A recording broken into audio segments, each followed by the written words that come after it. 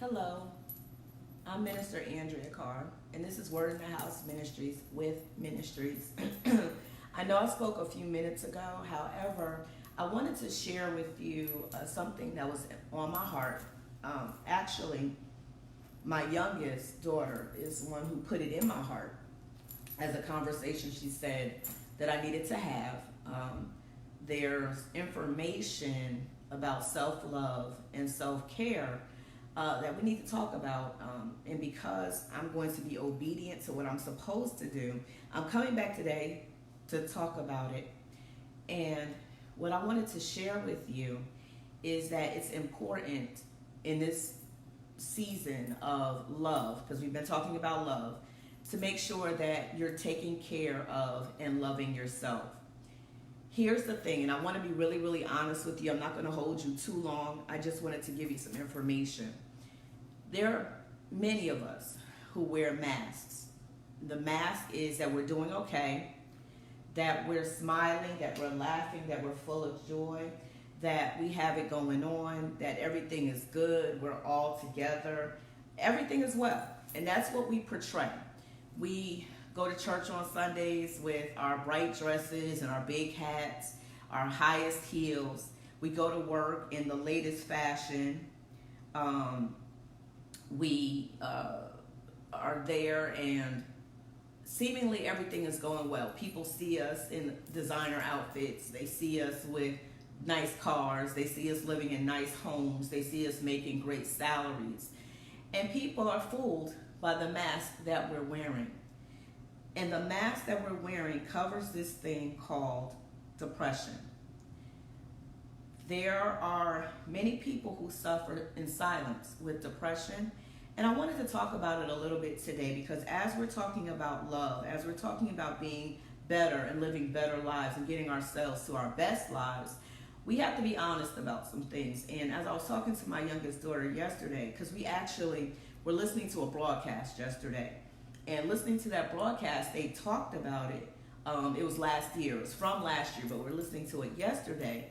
And I saw a look on her face. And when I saw a look on her face, I knew she had questions, but she just wasn't sure how to ask it. So I stopped what I was doing and I talked to her and to find out what it was that she might have had questions with, what she needed to know, and depression, what you go through and how you go through it and what it is and can you really fight it are some of the questions that she had. And I saw her concern. She didn't share too much with me, but as parents, you would be surprised how many children face depression. I know you're thinking, what do they have to be depressed about? They're in school. They don't have any responsibilities but cleaning up their rooms and making good grades, maybe playing sports, being in an activity. But I wanted to share with you that it's not just adults that face depression. There are adults, there are young adults, there are teens, there are youth that face depression. And they act out in different ways. And I don't want to say act out as if, they're making a spectacle, but they do different things. And one of the things that they do is self-harm. And you have to be careful about people and what they're doing. See, we are our brother's keepers. And I wanted to be clear with that we are asked to pay attention to those that are crying out that may not have a voice, that you are to pay attention and seek them out. Check on your strong friends, check on your weak friends, check on your friends, check on your family. It's not just a catchphrase, it's something that we need to do. Last year we saw a lot of suicides, but here's the thing. Those suicides were made known because of the celebrity of person or because of the way it was done. There are many people, unfortunately, that take their lives every day that we never hear about. There are people who cut and we never hear about it because their name may not be known.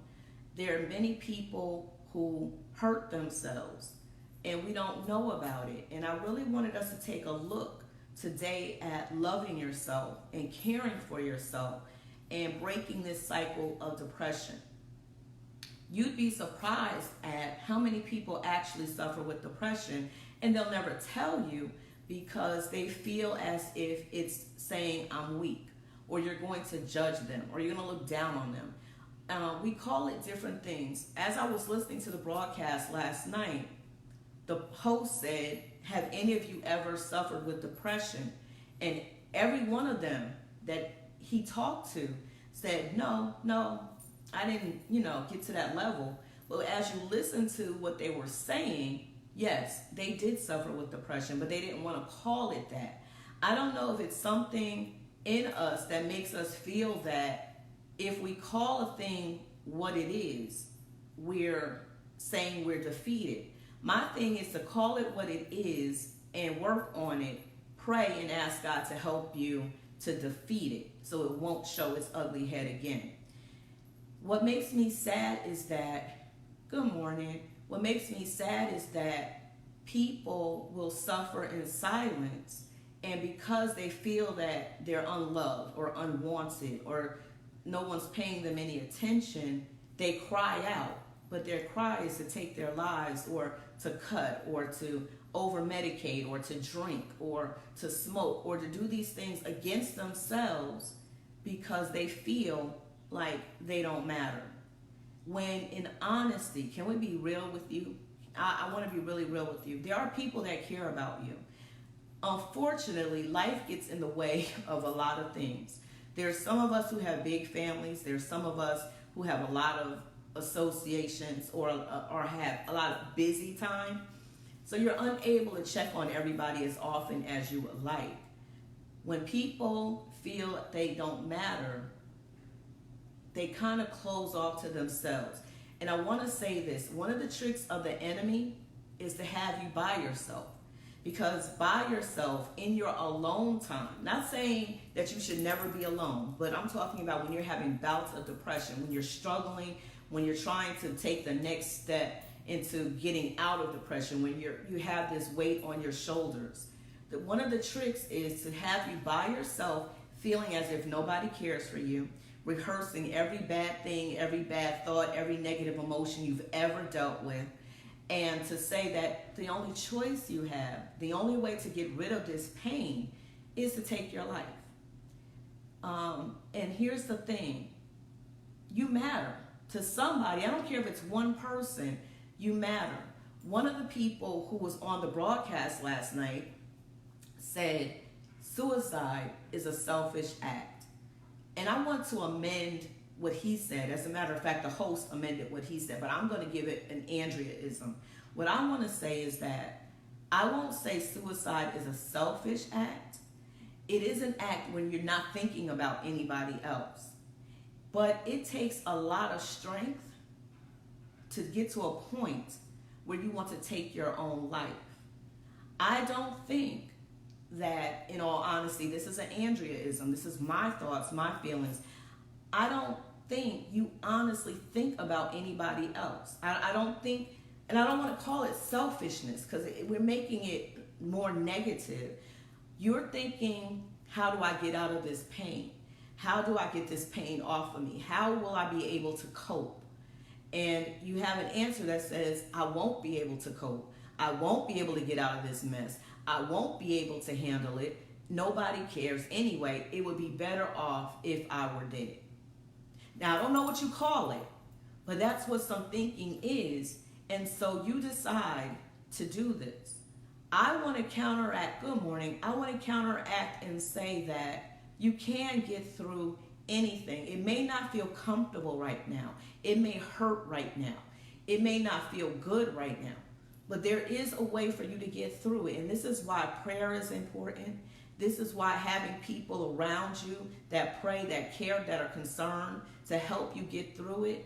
And I liked what they said yesterday. But before I talk about some of the things that they suggested, because I actually liked some of the things that they suggested, I want to share with you my testimony. A lot of people have already heard this. A lot of people don't know this about me. But maybe about mm, 10, 11 years ago, I was in a depressive state. And I'm going to share with you, and you know I'm transparent. I had just found out that the person that I loved, that I was building a future with, was engaged to somebody else, was about to marry somebody else. Not just engaged, but their wedding ceremony was maybe like a month, if that, away. I had just found this out. I had no idea, no clue, because you know how you hear the women say, he was always with me? He was always with me. And so I'm thinking we're planning what we're going to do the next month and this. And this person was engaged to somebody else, planning his wedding to somebody else. And so I found out. He didn't tell me. I found out through another way, right in my face. I was devastated and heartbroken and felt betrayed. And I was done. I just immediately sunk right into the depression. While that was going on, I faced an eviction, and I was evicted. And my children and I were living in our van. We had a van at that time. We were blessed to be given a place to stay.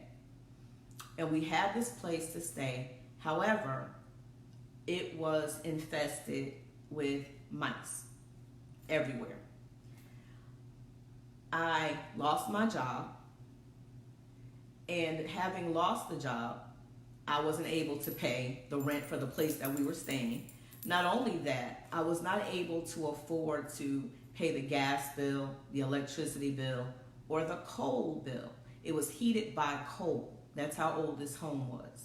So there were 3 utility bills, and I couldn't pay for any of them. Also, my health declined, and I went through a bout, and you all know this, of Bell's palsy, and that's when your face is paralyzed. You have paralysis of your face. Not only that, my blood pressure was up. I didn't know this at the time, but I kept having these severe headaches. I didn't understand because I had never had high blood pressure before. Then, I didn't have a job. Because of where I stayed, and because I didn't have a job, I went to go get government help, government assistance. And I didn't qualify for the government assistance for housing or fuel help. And then I tried to get unemployment, but it had taken a minute before they approved it. So they were doing, the work of it. I didn't qualify for emergency food stamps. And I had to go in and everything to apply because, you have to go in to do the case or whatever. And they said they would get back to me. So no job with no money coming in, no unemployment, no food stamp help, no Medicaid, no utility assistance, no housing rental assistance, no money. At this point in time, my mom and I were not on good terms. We weren't speaking at this time. Not only that, I had a family member who was trying to get my children taken away from me, to have DFACS, or wait, that's in Georgia, DIFACS, take my kids away. Trying to think of everything that was hitting all at one time. So my car had been repoed. I was blessed with another vehicle, thankfully. So I was able to get the kids back and forth to school. That's the only way that they really were able to eat. This is even when we were homeless. The only way they were able to eat was in school. They had breakfast and lunch. And so I felt like a failure. So let's talk about the attacks. There was attacks against my health. There were attacks to my relationships because he was engaged. Then I wasn't on good terms with my mom. Then I had a family member trying to get my children taken away from me. So health, relationships, finances, no job, no income coming in, nothing to be able to afford to pay for rent, food, none of that. Everything was shut down. my relationship with God was tested because I was angry with him, because I had church hurt, because I had been helping out, but because of what I was dealing with my health, I could not give 100%. I couldn't. I wasn't in that place. And so I felt as if, now this is my thinking at the time, I was being replaced by someone else and that my situation didn't matter. And so now I have church hurt and I have spiritual hurt because I'm blaming God. I'm like, what is this? What did I do that was so bad? Why am I going through this Job experience? I was angry at God. So I didn't have, so my spiritual level was down. So what is that? Relationships, spirituality, finances, physical, everything hit in every direction all at one time. So one day, I dropped the kids off to school, and I was just sitting in the van, and this voice came to me. And I just want to tell you how it happens. This voice came to me and said, "What good are you?" Mind you, I wasn't talking to anybody at this time because I was angry, because I was hurt, because I was upset. I felt betrayed. I didn't trust anybody at this point. I was by myself. I didn't even talk to my children. My children were little. They were like 2 and 3, my babies, and my oldest was like 12, 13, something like that. But I wasn't talking to them because I shut down. So the voice said to me, "What good are you? You're not a good mother. You're not a good employee. You can't do your finance." Everything negative. You got your heart broke. It was kind of like a nana kind of thing. And all I could do was cry because I couldn't refute anything that I was hearing. And then the final words I remember, "Your children would be better off without you in their lives.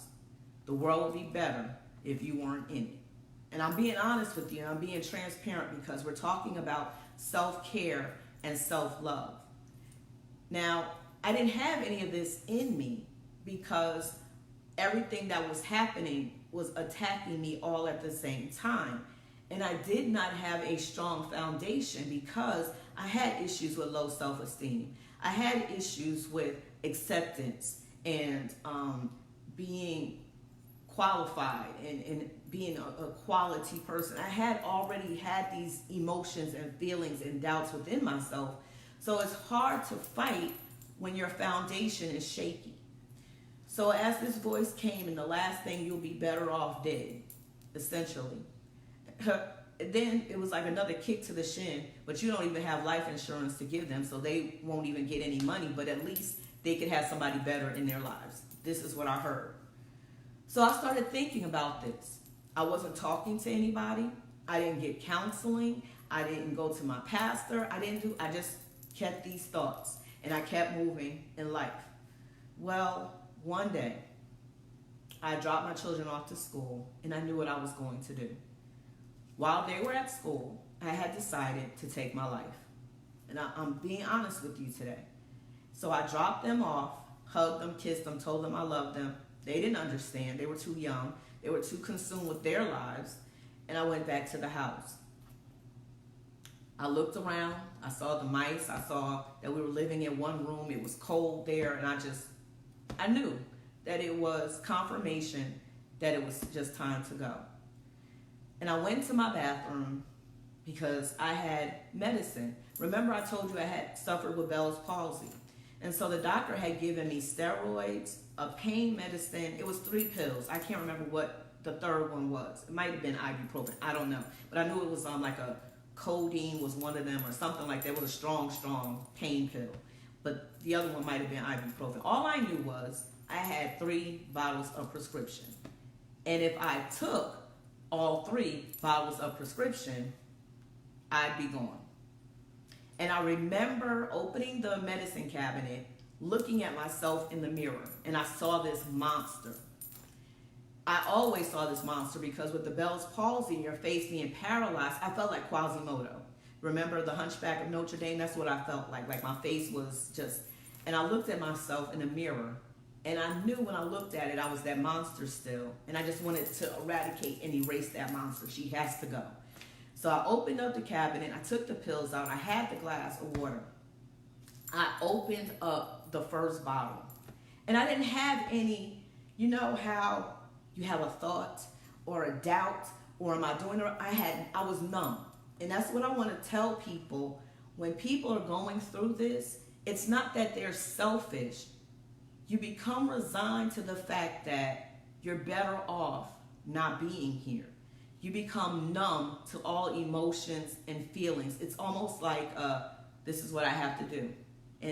And so you get into this place. So I don't want you to ever say that people are selfish, but they don't think. I didn't think about anything. I didn't think about anything except take me out of this. I can't handle it. It's too much for me. There's nothing going right in my life. Every negative thought you can imagine is what you think about. You don't think about what's going to happen after. You don't think about the people you're leaving behind.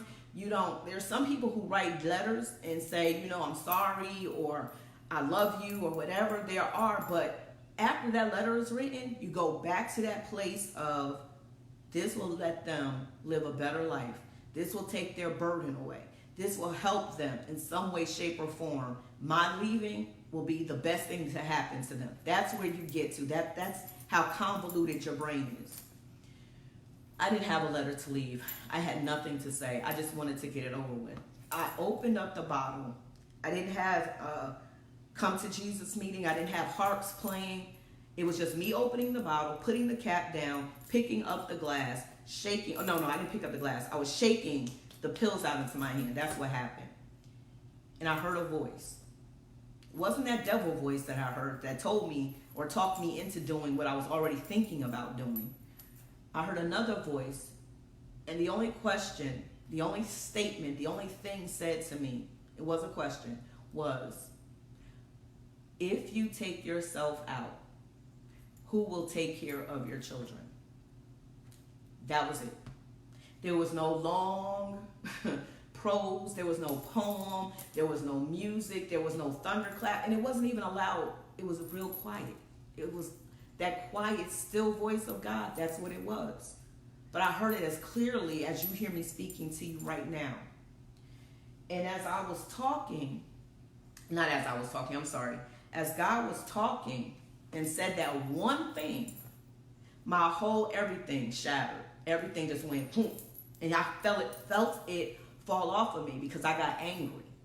Because not only was I in a financial bind because I didn't have a job, because I couldn't get government assistance, because I wasn't getting unemployment, but they had a father who would not take care of them financially or physically. He basically closed the door on them. And all I thought about was, this is the person that would, and it's not just one. I was married twice, so I have children who have two different fathers. My oldest daughter has one dad, and my two youngest have another dad. And neither of the fathers was taking care of their children financially or physically. And when I thought about leaving my children with men who did not have any concern for their children, even when I asked, even when they promised, even when they said, and they still turned their backs on them, that was the push I needed to get past my thoughts of taking myself out. Because I said, if I leave, who is going to take care of them? Who's going to be there for them? Who's going to pray with them? Who's going to take them to school? Who's going to bathe them? All these thoughts just ricocheted in my brain, and I got a strength that I did not know I had. And I said, oh no, I won't do this. And every pill that was in that cabinet, I flushed down the toilet. Every one. So that I would not, and I even washed out the things, the containers, because I didn't want to be tempted ever again to take my life. Not that day, no. And I share this with you to say that for me, God stepped in because God had a purpose for my life. There are going to be times when God won't step in, where he's expecting people to step in, where he's expecting you to have a strength in you that comes out so you don't get to this place. And what does it take, Andrea? It takes honesty. When you are suffering in depression or with depression, the number one thing you have to recognize is that you're suffering with depression. Depression is different than being sad. Being sad is a state of being that lasts a while, a short while.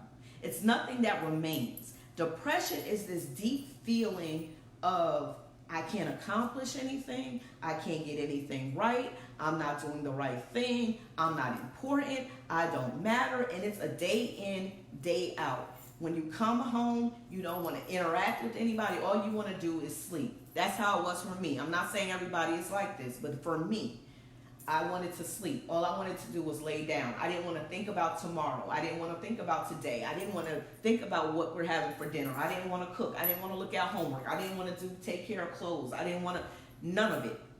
All I wanted to do was lay down. I dropped them off to school, lay down. Picked them up from school, lay down. Day after day after day after day after day. And there was no one at the time who, I'm not going to say they didn't care enough, but who interacted with me to see that something was wrong. Here's the thing. Depression, unfortunately, runs in my family line, but I rebuke it. I am the last. I have bound it up. I have broken the curse. There is no more depression going through this bloodline. I rebuke it all. I took it and I fought it and I was victorious in it. It's not going to go any further. I became an advocate with my children because what I did not know was that as I was battling depression and contemplating suicide, so was my oldest daughter. I didn't know it. But can you imagine, had I taken my life, what would have stopped her? And so it became a burning in me that I had to get myself together. Now, mind you, I didn't know this then. I knew this I found out years later. We had a talk about it. But something started working on the inside of me. That something was God and his purpose for me, because I had to do better with my life. But let me tell you that first you have to acknowledge that you are depressed. Then you have to look at what it is that is causing this depression. I gave you my list. At the time, I didn't realize everything I was going through because it was just, I didn't even want to dwell on it because it was just too many things all at one time breaking me down. So I didn't even dwell on it. It wasn't until years later that I actually sat down and wrote what I was going through. And I was just like, my God, all at one time. So I understand the story of Job. Not only do you acknowledge that you're depressed and look at what's causing the depression, what I heard last night was good. I liked it, and I want to share it with you. How do you come out of depression? It's not an easy fix. It's not an overnight remedy. It takes years sometimes. It takes months sometimes. It takes a while. So don't get the expectation that, hey, I'm fighting depression, I'm out of it. No. Take your time and talk about it. Sometimes what you need, and it doesn't feel like it, is to just talk. You need a listening ear, sometimes a journal, sometimes a counselor, sometimes a minister, sometimes a good friend, sometimes a good family member, someone that can hold your secrets, someone you trust, someone you can give this to that's not going to tell the world or ridicule you or blast it on social media or use you as an example. Not only that, someone who is strong enough to handle the spirit of depression and it not jump on them. You need someone that is able to take this spirit, pray about it, pray for you, pray that God release you from it, get on their face, and not get depressed themselves. Depression is a spirit. It is a demonic spirit. It's a principality. And so you need someone that's not afraid to fight for you and not going to be coaxed into it, not going to have it sit on them. I'm trying to explain this as clearly as I can, because we do recognize and realize in the kingdom of God that spirits jump. They like to leap from one to another. So whatever spirit you're holding, they want to jump on you and share what you have. Oh, Sharon, I'm praying for you. You don't want to go into a battle and not be prepared. You don't want to go in and say, I'm going to walk side by side with my sister. I'm going to walk side by side with my brother, and not be strong enough not to get depressed yourself. So be very careful with who you choose. And when you talk to someone, they need to be prayed up, strengthened up, strong enough to go through this with you. But communication is so important. Journaling is really, really important. The reason why I say journal, it's because you can look back and see what your process has been and see how you have accomplished some things. The other thing I would say, find your happy place. And I don't want to say it like that because, okay, I have to go into detail with this. Think of some things, honestly, that make you happy. Maybe a child's laugh, maybe walking through the water, maybe raindrops, maybe walking through the park, maybe an ice cream sandwich, maybe talking to whomever. Find some things that can turn your focus, because the reason why I don't want to focus too much on that is because happiness comes from things that happen. I'd rather you have joy, which nothing can take away and nobody can give you. It's the joy of the Lord. It's God knowing what he does. So I want you to focus on, instead of how I came in the house and didn't talk to my kids, slept, instead of doing that, I would have rather have come in and spent some time with them. Because can I be honest with you? My children are one of my greatest joys.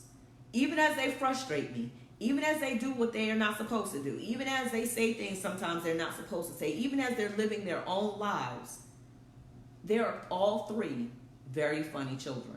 They all three have classic senses of humor, different kind. Sarcastic humor, the Lucy humor, the silly. They all three have different senses of humor. And they are very funny. But at the time, I didn't recognize that because I was so focused on the negative and the bad. Also in that, there were places I liked going. Like there was a park, and I can't think if it was in Hackensack or Bergenfield or Teaneck. I think it was Teaneck, that I used to love going to. But I didn't find this out till later. And just the peace of that park and the water and the bridge that was over the water just made me feel so at peace. So there are things in your life that can shift your focus off your depression and shift it to that, but don't fully count on that. Here's what also will help, and I'm teaching you from experience. I'm not guessing at this.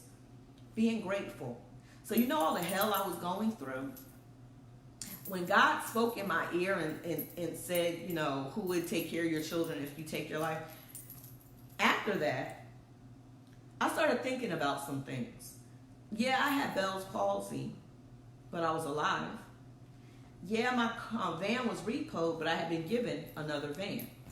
No, I didn't have money to pay the rent, but I wasn't evicted. No, I didn't have the money for all the utility bills, but I had enough for one utility bill, which was the electricity bill, so I could get a heater, so that way we were already in one room, so we could heat up from there. Yes, there were mice there, but if I shut off one portion of the house, they didn't come through to another portion of the house, so okay, we were safe there. Things started unfolding in my life. Things started happening. It was like the more I focused on God, the more that I started doing things, because I was in the house because I was trying to hide my face. And I finally, let me tell you one of the things. My pastor, I will always honor him for this. Now, remind you, I had church hurt, right? I felt like I didn't matter. I felt like I was being replaced, right? Felt like they didn't need me. This is what I'm telling you, all the tricks of the enemy. one day I was at the house, minding my business. I had come out of that suicide state of mind. I was not fully out of depression. I was still there, but I was trying to come out of it. A couple of things happened. One, my pastor came to my house. First of all, I was like, how did he know where I lived? But he came to the house, knocked on the door. I went out, my daughter and I, my oldest daughter. We were like, yes. And he was like, open the door. And I said, are you kidding? Can't be. Open the door, and he said, where have you been? Not how are you doing? Where have you been? I'm like, my face, and I don't care about that. You get back in church. We're going to pray that off of you. And I was a little offended. Can I be honest with you? I was like, who does he think he's talking to? Does he know all the hell I've been through? No, he didn't know all the hell I've been through, but God assigned him to me and assigned him to come to the house and assigned him to pull me out and back into the church, because that's where I had hurt, but that's where my healing was going to come into play. And so I looked at my daughter like, and she just like kind of turned away, like, don't put me in this. He said, be there, you better be there. That's all I know. That was one of the first things. So I went back to church. And they prayed for me. Oh, they prayed for me in this Bell's palsy and everything that I went through. They prayed for me, when I tell you. And I still felt like a monster, but I started serving even as I couldn't talk, because my face was like this. So I sounded like when I spoke. So then I started serving in the church, went back to church, started worshiping, praising. Mind you, I'm a minister at this time. I was a praise dancer. So when I tell you I was invested in God's kingdom, I'm telling you that things will happen even as you're living what as you're living right. Things will still happen. Consider my servant Job. People, you don't have to be living a wrong life for things to happen. Sometimes it's a test for you. It's a test for people. It's a testimony for people. So you go through some things sometimes that are uncomfortable for you that you would rather not, but it's to strengthen you. It's to show you who God is. And sometimes people need to hear what you've been through so that they know that they can make it through. Amen. So I went back to church. The other thing that happened was I wanted my daughter to live a normal life. And I knew she liked acting. Well, I had a friend who was a director and a playwright. So I involved her in that activity. In doing that, I got the charge to become a writer. I got the charge to write my first play. And you all know the story of Faith in Me Productions. That's not where we're going today, but I'm just saying. So within my depression, light started shining. The darkness started moving away a little bit because I had things now.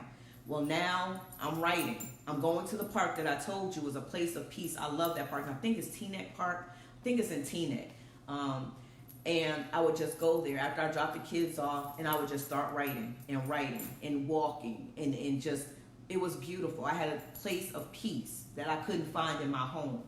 And then it went from that to I'm back in church and serving. I'm going to write. I did not even know that my face had healed. One day, as we were talking, one of the ministers in the church said, Andrea. And I'm like, Mind you, the doctor said if I didn't take the medicine, remember I flushed the medicine down the toilet. If I didn't take the medicine, it would take 1 year to 2 years for my face to heal, if it ever healed. 3 months to the day, the minister said, Andrea, look at your face. And I was like, because I didn't look at my face. I would just wash it like this because I didn't want to see the Quasimodo look. So I hadn't looked at my face. And she said, go in the bathroom. I went to the bathroom, and my face looks like it does right now, without medicine. This is all prayer. This is fasting. This is prayer shut-ins. This is prayer lock-ins. I wish I had a picture to show you. My face was like this. The eye drooping, the nose down, my lips down to here. It was like when ice cream melts in it. That's what it was like. Within 3 months to the day, no medicine, my face had healed. I didn't even know it. I didn't even realize I was talking regular because I wasn't really talking that much. And I was just like, God, but God, But see, the devil tried to cause me to take my life. So all of these things wouldn't have happened because my story would have been a grave story. I would have been dead. There would have been no room for miracles. There would have been no room for testimony because I would have taken my life. But slowly and surely, God began building my life and giving me moments of I really want to say joy. Giving me joy because I had joy. It started building again. The relationship was severed. Sir, you're due to be married. That can't happen. Yes, my heart was broken. And yes, it took time for it to heal. But guess what? It did heal. Am I married right now? No. But my heart is in a way better place because it's healed. I am back being built still. Am I bitter? No. God bless him and his fiance. His wife now. But God took all the pieces that I was suffering from, and built me, and is still building me to be who he's called me to be in the kingdom. I couldn't teach, I couldn't preach effectively if I had never gone through anything. I couldn't talk to you today about loving yourself and caring about yourself if I didn't understand what self-hatred was, if I didn't understand what depression was, if I didn't understand what suicide was. I wouldn't be able to speak to you today. So there are some trials and some tribulations you go through in life. They're not for you. Even though they affect you, they're for other people. Because there may be somebody that God is not going to speak to at the 11th hour. There may be some people who don't have family that cares, who don't have friends that care, who don't have a journal to write in. But your life is an example. Your life is a testimony so that they can come out and make it through what they're going through. And can I tell you that you have a purpose? And this is why I'm talking about self-love and self-care today, because you think you don't matter. But there are people who are waiting for your book. There are people who are waiting for your movie. There are people who are waiting for your store. There are people who are waiting for you to sell them a house. There are people who are waiting for you to sell them a car. There are people who are needing your services as an attorney, as a judge, as a doctor, as a nurse, as a minister, as clergy. Whatever your business is, there are people who need you. And you may not see it now. You may not have children now. You may not have a spouse now. But in the future, there is a man that God has promised for you. There is a wife that God has promised for you. There are children that will be born through your bloodline. There are children who will be adopted by you. There are children who need you to mentor them. So please never believe that even though you're in the pits of hell, it feels like right now, that you don't matter. And I also want to say to the stronger people to people about stronger people, just because a person is strong does not mean that they're strong in their situation. I'm very strong. I have broad shoulders. But when I tell you life can knock the strongest person down, hear me, Samson, and cause them to be weakened, to cause them to give in. It's true. So you have to check on people in your life, no matter how strong you think they are, no matter how weak you think they are, or how in the middle they are, they need you. So it's our responsibility in being our brother's keeper to check on people. You don't have to have a 2-hour conversation. You don't have to go out to lunch. It could be a simple message. Hey, I'm thinking about you. Hey, I'm praying for you. Do you need me? Is there anything I can do? Because I can tell you this. When you start asking those questions of a person that's in depression, it starts making them question something. Hey, I've been telling myself that nobody cares. I've been telling myself I'm all alone. I've been telling myself that it's just me against the world and I'm losing. That's what I've been telling myself, but this person keeps calling me. This person keeps talking to me. Wait a minute. Do I matter? And there's nothing wrong with encouraging people. We've got to get out of this thing. And my ladies, I want to talk to you about this. If you see a woman dressed nicely, there's nothing wrong with complimenting her. If you see somebody with a fly dude, there's nothing wrong with complimenting him or her. Go on and give them their roses while they're alive. Give them their flowers while they're alive. Because let me tell you, you never know how much a kind word matters to a person. Because remember, I told you we wear masks. So I may have a mask on that day. But underneath, I'm feeling critical and I'm down. But you saying something positive to me. Amen. I like that, Warren. I am my brother. I like that. I'm not his keeper. I am my brother. Amen. You may need to hear a word of encouragement that day. You may need a pat on the back that day. And you speaking to that person gives them the strength to go on another day. I'll never forget one of my church members saying to me a couple of years ago that she was going to the bathroom. You may have heard this story. She went into the bathroom and there was a young girl in there. All she did was say, "Good morning." She went and did her business, came out, the girl was still in there, she washed her hands or whatever. And she looked at the girl, didn't know her, she had never seen the girl before. And she said, "Is it okay if I hug you?" And the girl looked at her kind of crazy, but she said, "Okay." So she hugged her. That was it. She didn't pray with her, she didn't ask her business, nothing. She walked out, went on to service. A couple of weeks later, the girl was looking for her and found her. And she went up to her and said, "Do you remember me?" And the woman looked at her and she said, "Yeah, you were in the bathroom." And the girl said, "Do you remember what you said to me?" And the woman said, "No." The girl said, "You said good morning, and then you gave me a hug." And the woman said, "Yes, yes." She said, "Do you know that I was planning on killing myself after I left church? I had everything I needed to take my life. But because you spoke to me and saw me and then gave me love, I decided I didn't want to take my life. So I got help. And I've been going to a counselor. And now I've been going to service right in the church house, listening to the word of God. This young lady, this young girl was going to take her life. But the encouragement, the attention, the affection, the love of that woman kept her from doing it because she felt at that point that she mattered. It's our responsibility. I know you didn't ask to be a mentor. You didn't ask to do this. You just wanted to live your best life. You just wanted to be fabulous. You didn't want to. But it's our responsibility to pour into each other. As we are blessed, so are we to bless others. So you have been given a gift. I don't know what your gift is, but your gift is not just for you. It's for other people. They've been waiting for you. They need you.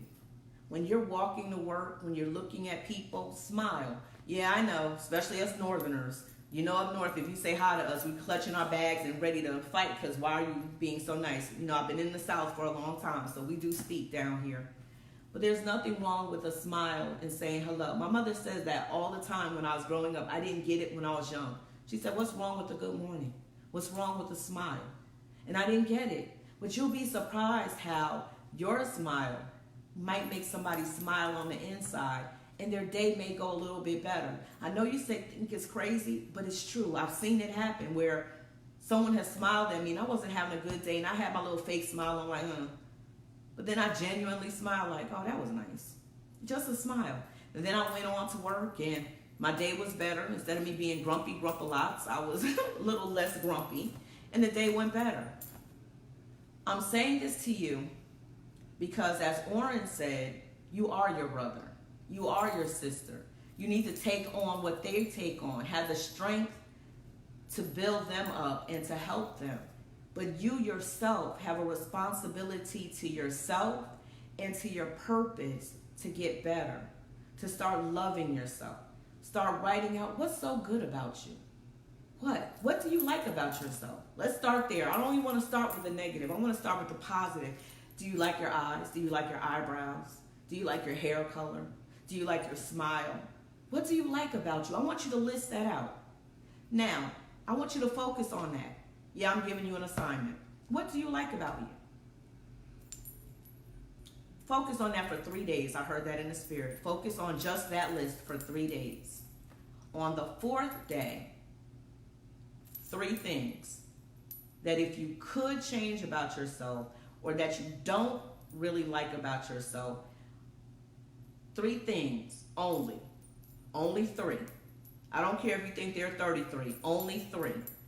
The top 3, I want you to write those down. And I want you to begin to pray about those 3 things. I'm going to lift you up in prayer this week. Everybody. I don't need to know your 3 things, but I'm going to start praying that God will heal you from feeling some type of way about yourself, from feeling that you need to be changed, feeling that you're not enough, feeling that you're not good enough. I'm going to be praying that spirit get off of you. How can you improve yourself? We'll get into that because we actually had that assignment a couple of weeks ago, but this is different. I need you to start liking yourself. If you don't like yourself, it's very hard for others to like you. Let me tell you why. Because now you're going to wear this mask, right? And in this mask is your representative. And that representative is not who you really are. So if I start liking you, but you're not who you really are, I don't like you. I like who you're portraying yourself to be. I like who you're pretending to be. But I don't get to know you. So then when you start showing up, I'm like, who is this new person? Now I'm offended and now I'm defensive because I don't know this new person. Who is this? Why are you acting like this? When all along, that's who you really were. Start liking yourself so you don't have to pretend. So you don't have to put up this false picture of you, but you can really walk into who you are and allow people to like the real you. There are people who are going to like the real you. Faults, mistakes, and all. They will like you. It's up to you to show us who you really are. And as you begin to like yourself, you'll start loving yourself. And that love comes confidence. And when you have that confidence, there's nothing like being confident, not arrogant, but confident. And things will start happening for you. You'll see it. I promise you. I just wanted to share with you for a few minutes about self-love and self-care. In this season of doing better, getting better, wanting to be better, we have to be better inside and out. And sometimes we have to face some hard truths. Yes, I made the bad decision. Yes, I made the wrong decision. Yes, wrong choice. Okay, you admitted it. Okay, I did it. I'm sorry. Forgive yourself and forgive whoever was involved in it. Forgiveness is so important. We talked about that when we were talking about love and love not recording wrongs. We talked about it, but we'll talk separately about forgiveness because forgiveness is one of the essential things that you must have in life in order to move forward and in order to be better. You got to let go of some things. So we'll probably talk about forgiveness next week. Thank you, Holy Spirit. But right now, today, I need you to start liking yourself. So don't forget, write a list of everything you like about yourself. Every single thing. I don't care if it sounds silly, because guess what? Nobody else is going to read this. I'm not asking you to turn this assignment in. This is for you. Get a notebook so that way you can have it and look back on it. These are, and label it. This is what I like about myself. And go. Everything that you like about yourself. Remember, and after you finish writing it, focus on it for the next 3 days. So that's today if you start today. So you focus on Sunday, Monday, and Tuesday. If you start Monday,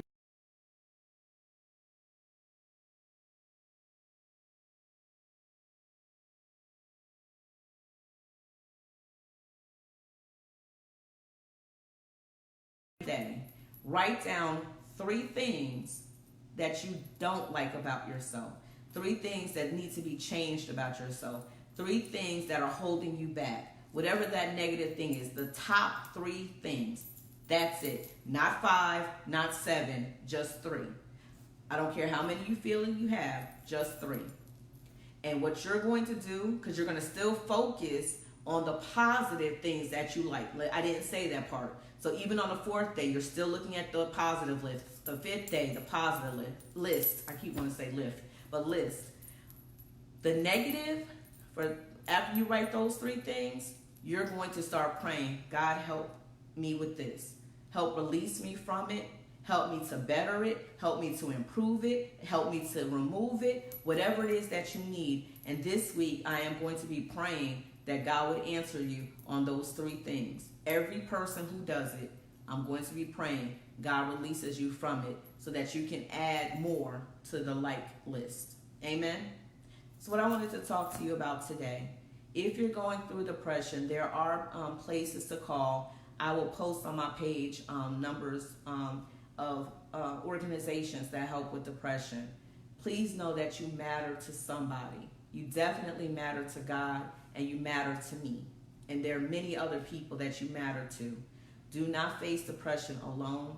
You need to communicate to yourself and to others what you're going through. Please don't take your life. Please don't harm yourself. No cutting, no overindulgence in alcohol or drugs, or you matter more than that. It may not have gone the right way in the beginning, but you have another chance to get it right. And even if you drop the ball this time, you will have another chance to get it right. You may have lost the person, but God has someone better for you. You may have lost the position, but God has a better opportunity for you. You just have to release the negativity and walk out into the things that God has promised you. And I just wanted to share that with you. Feel free to inbox me. I can pray for you one-on-one. I'll answer you back. Please know I'm here for you. If you need to talk, you can send me an email at WITH, at faith, FAITHNINMEPRO.com. That's with, word in the house, with, at faithandmepro.com. And I will respond to your emails. I will pray for you.